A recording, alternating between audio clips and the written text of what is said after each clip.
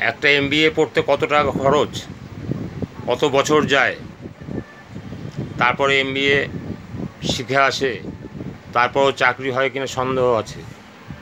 কিন্তু আপনার একটা নেটওয়ার্ক শিখতে, একটা ভালো লিডারে ধরে আপনার এক পয়সাও খরচ হবে না, বরং আপনি পয়সা পেতে পেতে শিখবেন।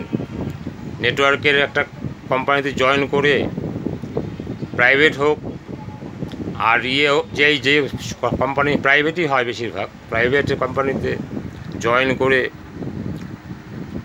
মিটিংগুলো অ্যাটেন্ড করে অফিসাররা আপনার আগে যারা এসে তারা কী বলছে সেগুলো শুনে শুনে আপনি এমবিএ পাসের বাবা হয়ে যাবেন।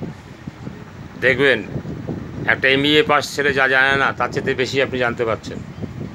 এইটাই হলো ট্রেনিংয়ের গুণ। সেই ট্রেনিংগুলো আপনাকে নিতে হবে বিনে পয়সায়, কোনো অত লক্ষ লক্ষ কোটি কোটি টাকা যাবে না।